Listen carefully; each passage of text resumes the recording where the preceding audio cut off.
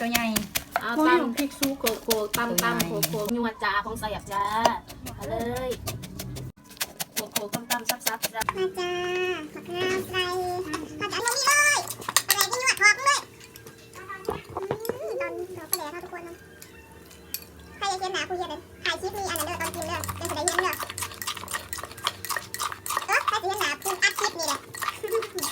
โบราณกับบุญทัวกับบุญอันนั้นใส่แบบคุณเหมือนมึงดำยางเลยมึงตาเตะเอาลงไม่หลดมึงเอาจิบเอาทำบอกคุณเดียวกันดูไปต่อทางเลยบอกสบายดีทุกคน วันนี้เฮา2 คนก็จะมากินตำบักหุ่งให้เบิ่งเนาะทุกคน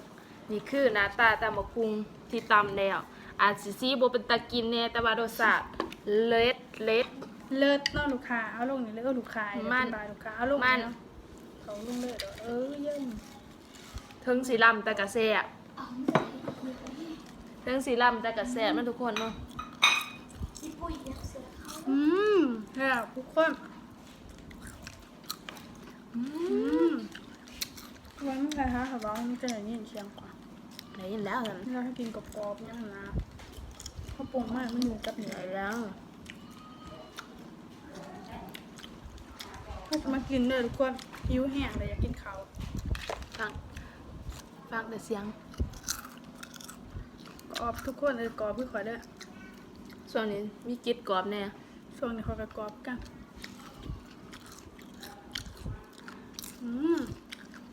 แพ้กินแล้วลืมพ่อลืมแม่บ่ลืมจะได้กินเค็มปานนี้ซังเนี่ยเค็มปานนี้ยังสิบ่ให้ลืมจังได๋เด้ลืมหันว่ากูเป็นคนสัตว์ตัวนี้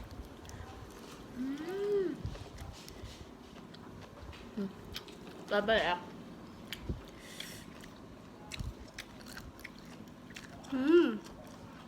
เอาที่ตำบักหุ่งไม่คือเป็นจะแสบเนาะข้าวใส่พริกอ่ะนะ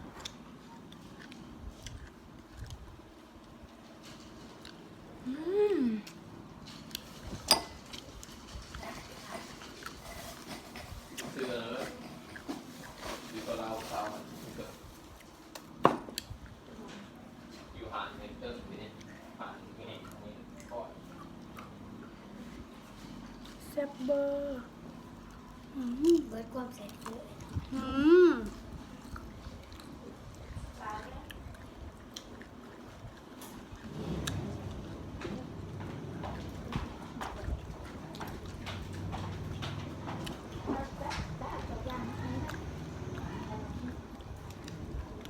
ไม่น้อยทุกคน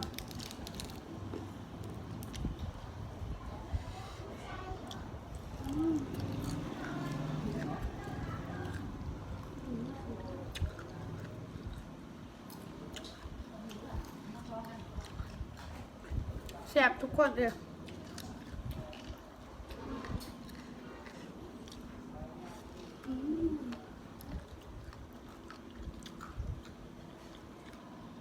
จะตื่นซิ้วไหมค่ะเด้อ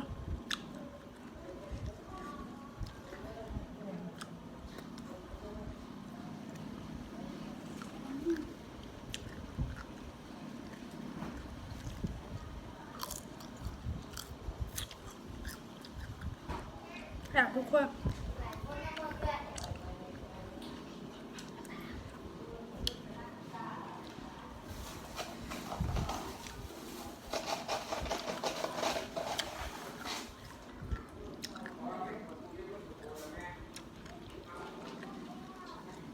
ตอนปลาแหลก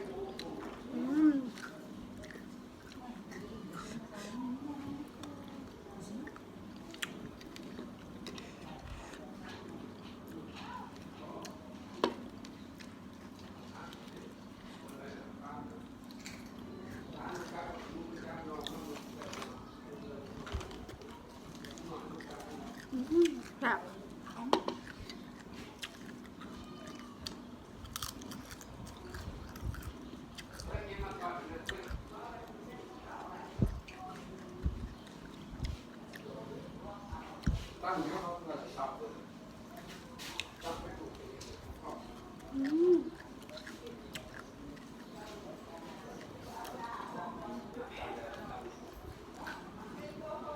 แซ่บทุกคนกินแล้วลืมพ่อลืมแม่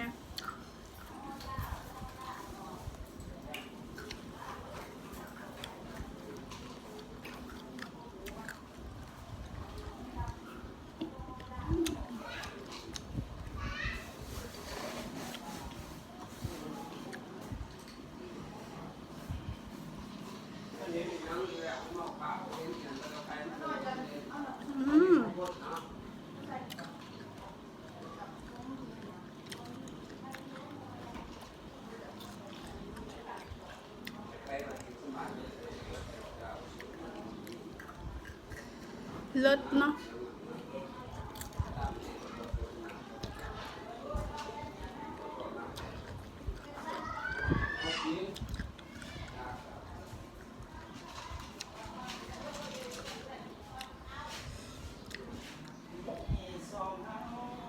อืม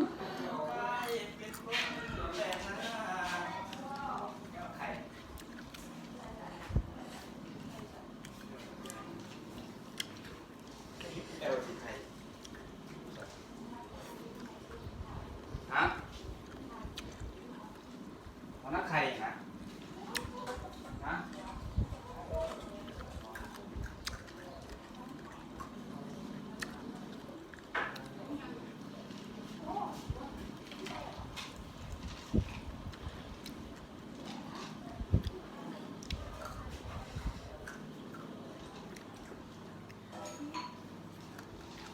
เผ็ด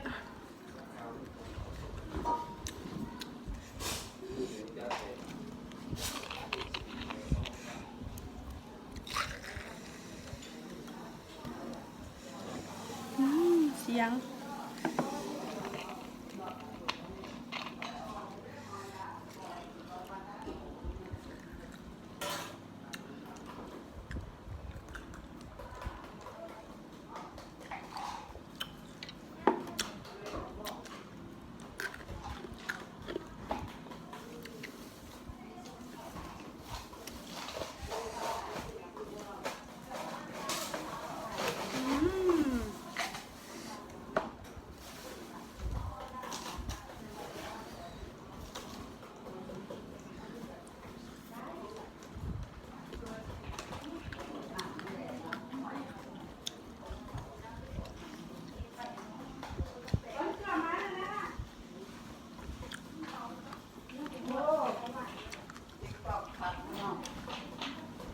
ครับปกติติ๊กต๊อก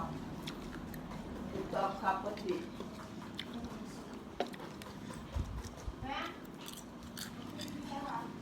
ไม่ได้ผิดเหรอ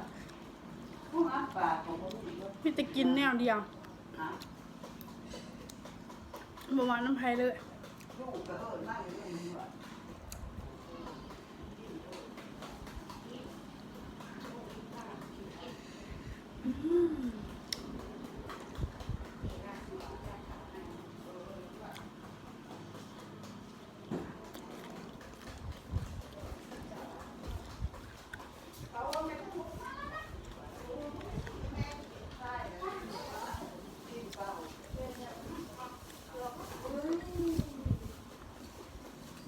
โอ้มาใหญ่เลยเว้ยมาอันนี้ โอ้ยจะให้น้ำกัดจะปวด ย่างอันนี้ ผักมาก เขาเรียกว่าเกี๊ยวหมู แซ่บอยู่เลย มันเป็นเกี๊ยวหมูมันแน่เอามา แซ่บอยู่ ทุกคนกินหรือบ่ เนี่ยที่ตำให้มันกินไหมใช่ไหม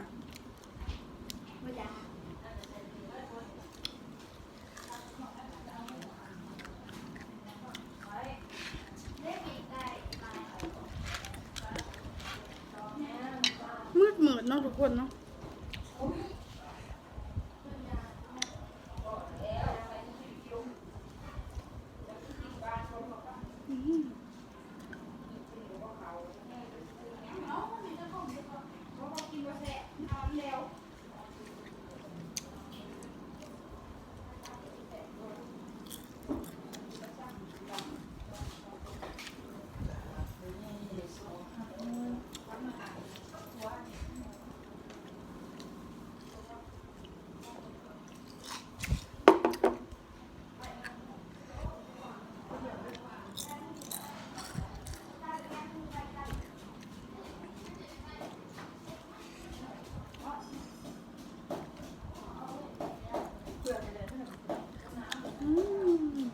แซ่บเนาะทุกคน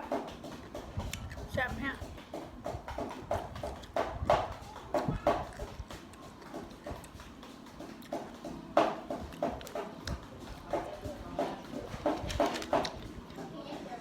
เห็ด อยู่บ่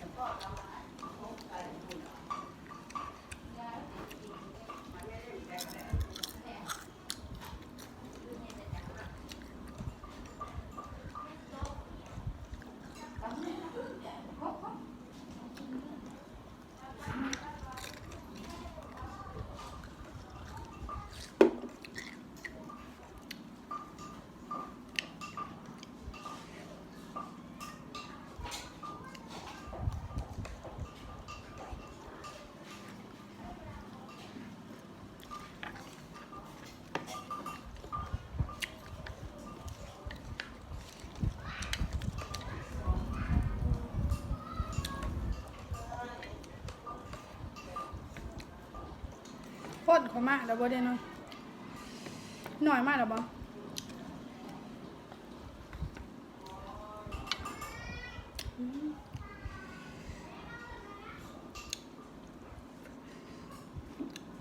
หน่อยมากแล้วบ่แม่ไปหน่อยแล้วแม่ไหนได้มึงเนี่ย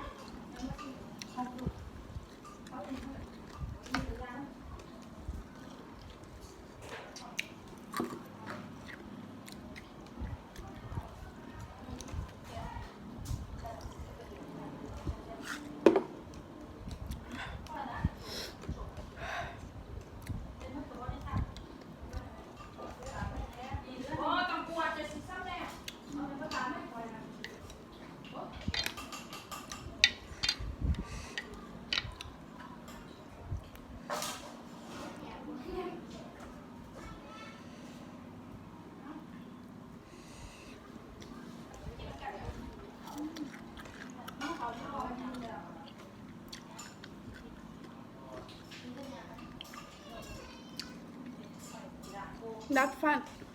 ยำหยาดเนี่ย